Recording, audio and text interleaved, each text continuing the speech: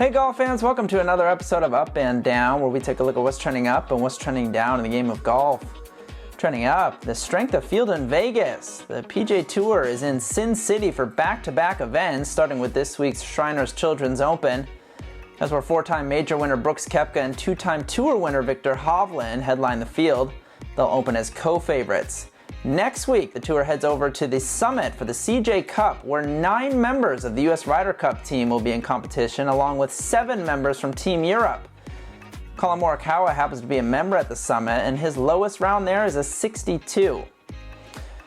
The fall portion of the schedule typically serves as a proving ground for unheralded rookies, but at least for 2 weeks, the bright lights of Vegas have drawn out the stars of the PGA Tour.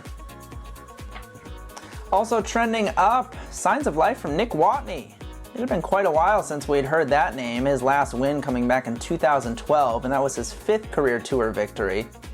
Since that time, Watney has fallen well outside of the top 500 in the official world golf rankings. In fact, he entered this season ranked 732nd. This forced him into using a one-time career money exemption, which grants him this season to secure his tour status moving forward. After enduring a stretch last year that included 18 consecutive missed cuts in individual stroke play events, what once looked like a long shot is starting to seem like something of a reality. Watney finished 30th at the Fortinet Championship earlier this fall in Napa, and his co-runner-up finish at the Sanderson Farms Championship has him sitting 4th in the FedEx Cup standings. If last season taught us anything, it's that players can certainly remake themselves in their 40s, even their early 50s. Stewart Cink won twice on the season, and of course Phil Mickelson became the oldest major championship winner in history. So there's reason to be optimistic, and Watney is certainly off to a dream start in what he hopes will be a dream season. Trending down, breakup season is upon us. A couple of high-profile player-caddie splits from the past week. Justin Thomas announced he's parting ways with his caddy of 6 years, Jimmy Johnson. That duo had been together since Thomas's rookie season.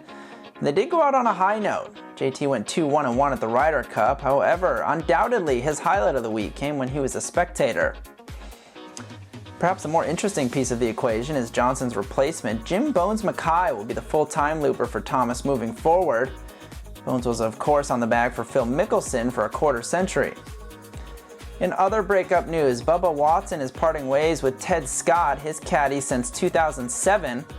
Over that stretch, the duo racked up 12 PGA Tour wins, including the 2012 and 2014 Masters.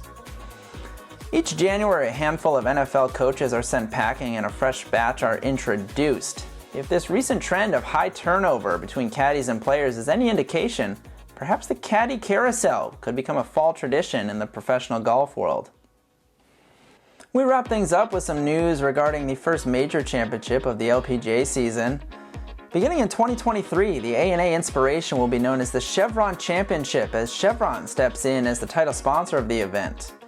Among the expected changes include an increased purse up to $5 million, making it the largest in women's golf. Also expected to change is the venue, as the tournament will relocate from Southern California to the Houston area. This likely marks the end to one of the more notable traditions in women's golf. Since 1988, the winner of the event has famously jumped into Poppy's Pond. That's all for this episode of Up and Down. You can always head over to si.com for more.